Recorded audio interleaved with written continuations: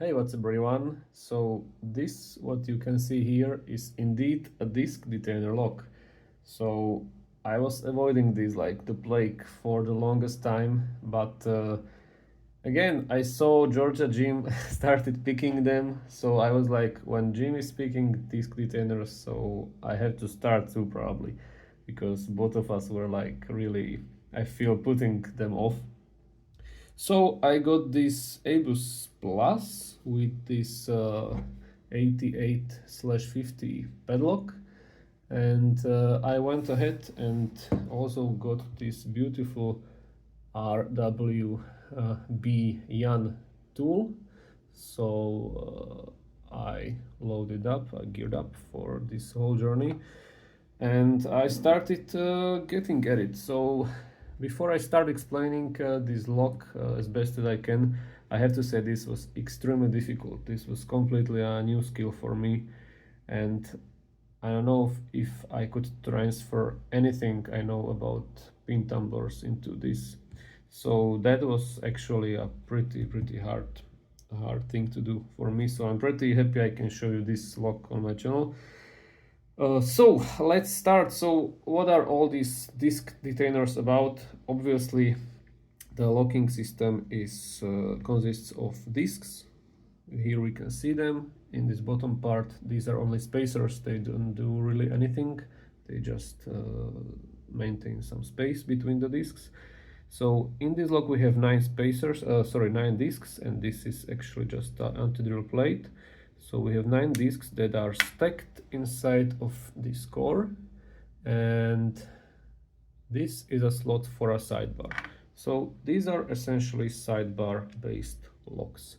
So this sidebar wants to sink into this slot, and preventing him from doing so, or preventing it, sorry, from doing so are those disks. So when they are stacked on top of each other, and they are basically like this, and they can rotate within their slot, not 360 degrees, because they have these so-called rotation limiters on them, and these actually interact with this tab that is on the bottom. So if you have a disk, it cannot rotate 360 degrees because it will always bump into this. And you can probably see that on top of this disk, or any other disk, there is like a little cutout. This is a through gate, and close to it are 2 false gates. So all of these disks in this lock are false gated, and basically what we want to do here is we want to rotate a disk or all the disks in a way that they expose their through gate towards this sidebar slot. If you have a key, it's simple because you just turn the key, right? How it works is that let's just take this one. How it works is that you can see that the key has different cuts, right, at different angles. So if we have a disk that is a 0 cut, for example like this, the key will turn it like all the way, because there is no angle on it, like it will interact with the disk all the way as it turns. But if we have like this really angled cut, and I put it here, it will take some while until the key actually touches the disk, and in turn it will only rotate it just a little bit. So that's how the disks turn and how the key interacts with them. In every disk detainer lock there is one disk that is not cut at all, or more disks sometimes, but at least one, and that's the disk that basically drives the whole disk pack and turns it. So in this case there are 3 disks like it in this particular lock: the last one, the one before it, and the first one. So that's the disks you should use for tensioning. Yeah, I feel like I'm jumping from one topic to other. Sorry, it's just the first time I'm talking about discs, so I'm a bit confused maybe. Anyway, what we are trying to do here obviously is we're trying to replicate the way the key works. So we want to turn all those discs in their correct rotation so that expose the true gate towards the sidebar.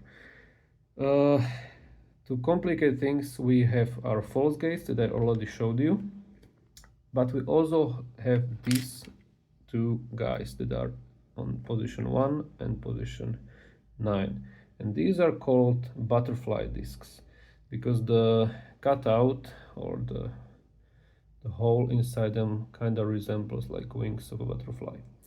But that's not the problem with them. The problem with them is that this rotation limiter, let's just pull another one to compare. The rotation limiter is shorter. So if you look here, you can see that it ends like here. But on the butterfly disc, it ends a bit sooner. And that means that it can actually, if you put tension on it, it can over-rotate and it will expose this protrusion towards the sidebar. And so it will sort of go into overset, and by doing so it will mute the feedback a lot. So it's tricky. It's tricky because it will mute the feedback. So what can you do here is you can either use some other disc, other zero cut disc to tension, for example this one. In this lock it's disc 8, because if you put tension on it, it will basically stop right where the true gate is and the sidebar will fall into it and the feedback will be good.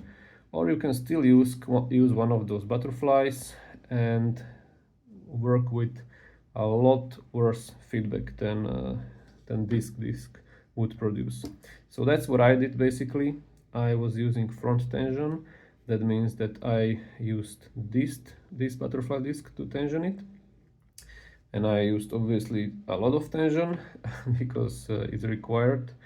And I used one trick I saw in a video by Idan Huria, I think, and also Crispix told me this or gave me this advice.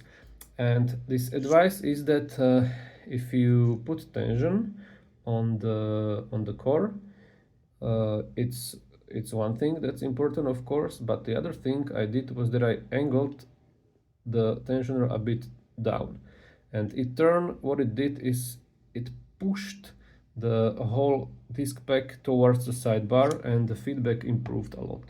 So that's a good trick to do. You have to be careful not to break something, of course, but this helped me a lot. And what kind of feedback are you looking for? Well, it's not too much, it's not that pronounced, at least not at the beginning of the peak. You're sort of trying to feel for the disc grinding against the sidebar, and suddenly usually there is like a little decrease of resistance, like a little bump, or and that's where a gate is. And for starters, you are usually trying to get all the disc in some gate, preferably in the true gate, but even a false gate is good because the sidebar sinks a little bit into the discs and the feedback still improves despite you giving or putting the disc in a false gate. And then you should go through the discs again and you will start noticing there is a difference between false gate and a true gate. So basically that's what I did. I used front tension, I pushed the whole core towards the sidebar as I showed you, and I was listening and I was feeling for the changes of resistance. It's a very subtle thing.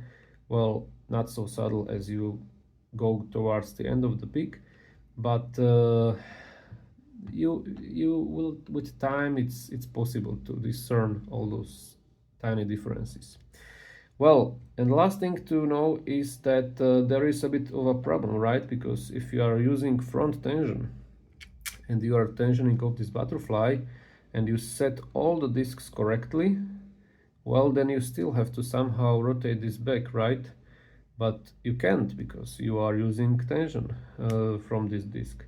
So what you need to do is you need to use your picking tip, so this thin part in here. Find a disc that is a zero cut, like this one, and put tension on it with your picking tip and rotate the actual tensioner a bit back so you can park this butterfly back to its true gate.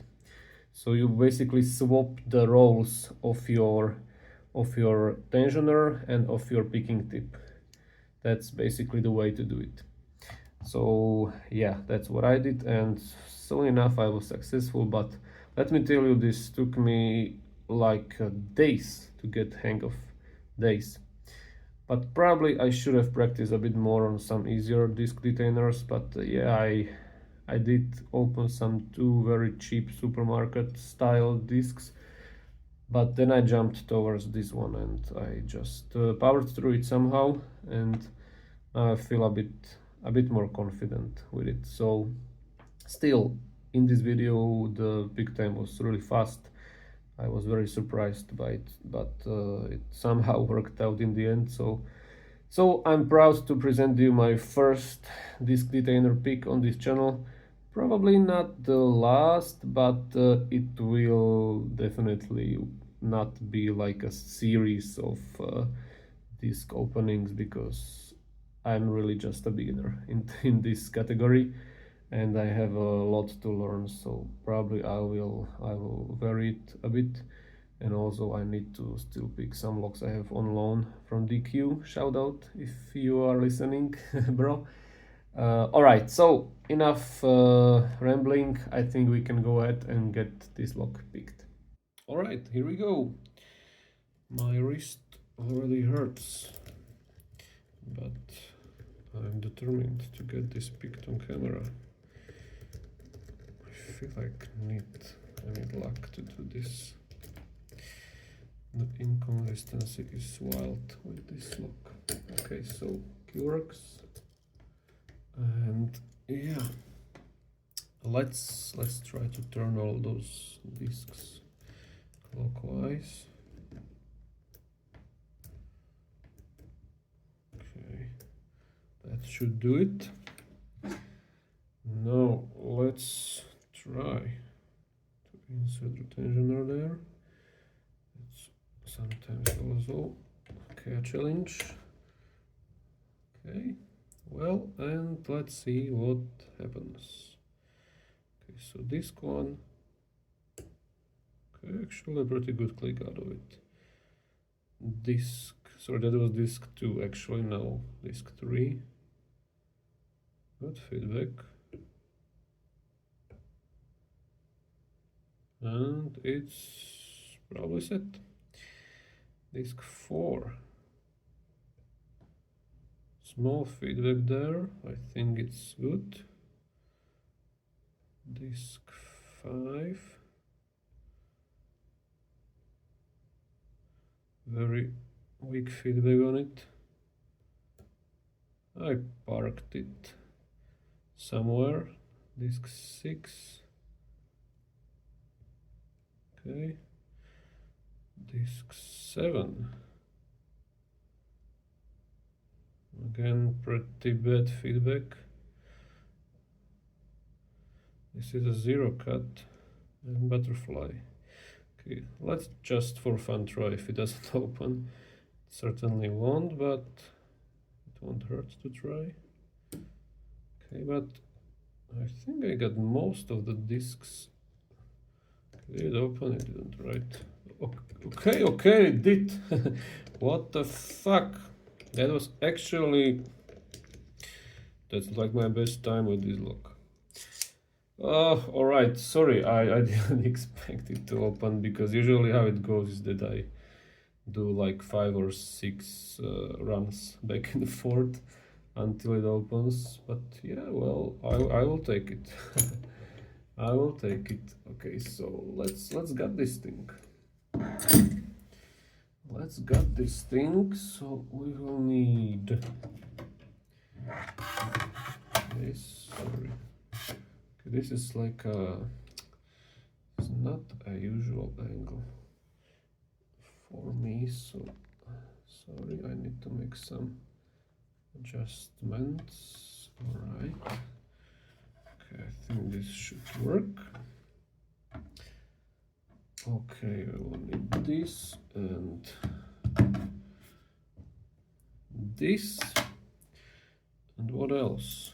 Maybe the coin. Yeah.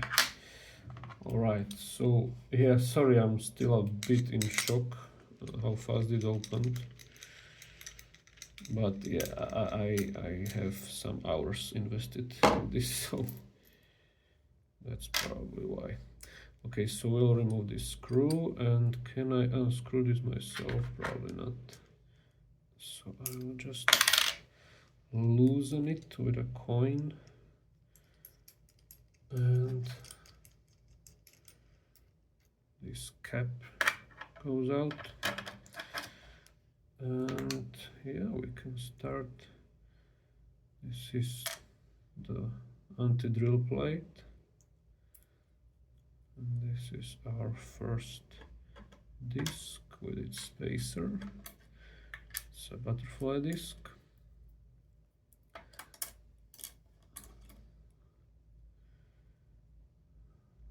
This is disc 2 with the spacer. I think I can pull out the whole core now.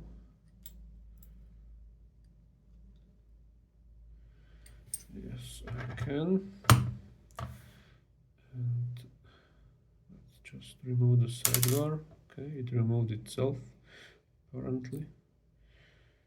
This is another one. Okay, the spacer actually doesn't go out with it. That's unusual.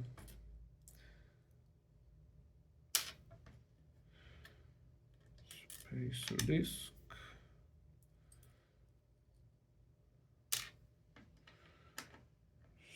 Spacer disc.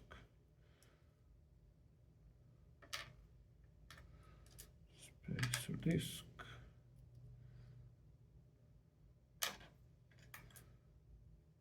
Spacer disc.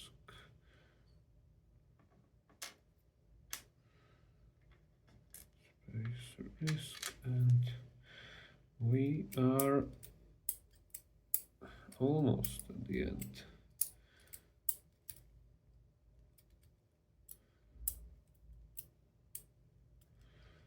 Okay, perfect. That was the last butterfly. I don't know, there are some like ball bearings here and the actuator. I can pull that out, of course. And yeah, that's pretty much it. Perfect. Oops.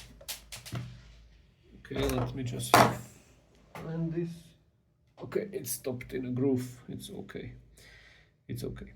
All right, perfect. So this is a close-up on all the discs, bits and pieces. Hopefully you guys enjoyed the video. I hope you enjoyed it more than I enjoyed battling with this log, but yeah, I'm happy I somehow managed to do it, because this was certainly difficult for me.